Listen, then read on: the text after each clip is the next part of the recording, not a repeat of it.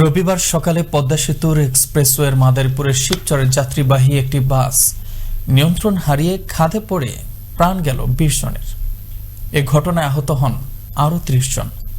এরই মধ্যে গঠন করা হয়েছে ৪ সদস্য বিশিষ্ট একটি তদন্ত কমিটি। মাদারীপুর থেকে মওমা হারুনুর রশিদের প্রতিবেদনে আরও জানাচ্ছেন নীলিমা জাহান।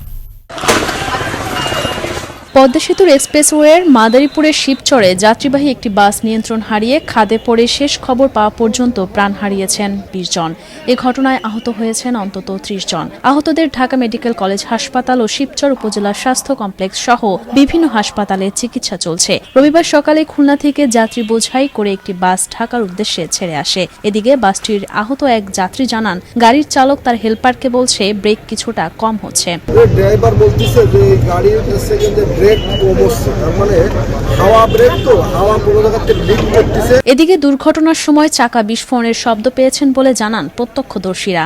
চাকা বাস্ট হওয়ার শব্দ পাইছি, শব্দ পাওয়ার দিকে আমি হাইওয়ের দিকে তাকাইছি। তার ২-৩ সেকেন্ড পরে মানে কি যেমন বম ব্লাস্ট হয় ওরকম ভাবে একটা বাস এখানে এসে লাগলো। লাগার পরে এখানে লোক ছিলাম আমরা ৩-৪জন দৌড়াই দিয়েছি, দেয়া গ্লাস ভেঙে আমরা ভিতরে ঢুকছি। ৭টা বাজে দুর্ঘটনা ঘটছে, ঘটার পর আমরা শুনলাম আইসা লাশ উদ্ধার করছি। মহিলা হলো ২ জন, পুরুষ হলো ১২ জন, ১৪ জন উদ্ধার করছে। মৃত্যু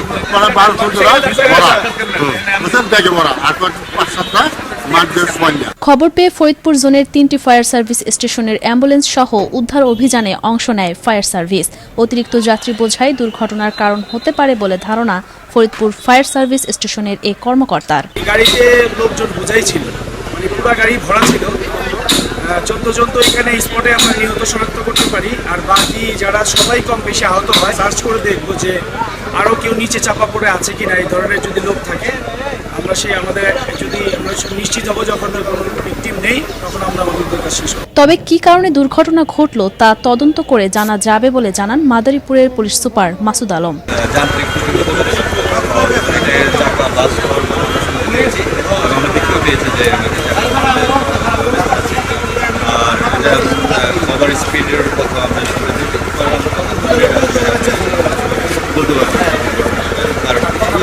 এ ঘটনার সঠিক কারণ জানতে অতিরিক্ত জেলা প্রশাসক পল্লব কুমার হাজরাকে প্রধান করে ৪ সদস্য বিশিষ্ট একটি তদন্ত কমিটি গঠন করা হয়েছে।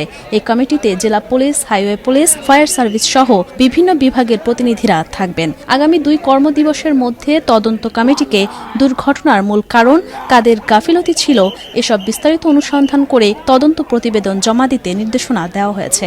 একই সঙ্গে নিহতের পরিবার প্রতি ২০,০০০ টাকা করে আর্থিক সহযোগিতা ও আহতদের পরিবারকে ৫,০০০ টাকা করে দেওয়া হচ্ছে।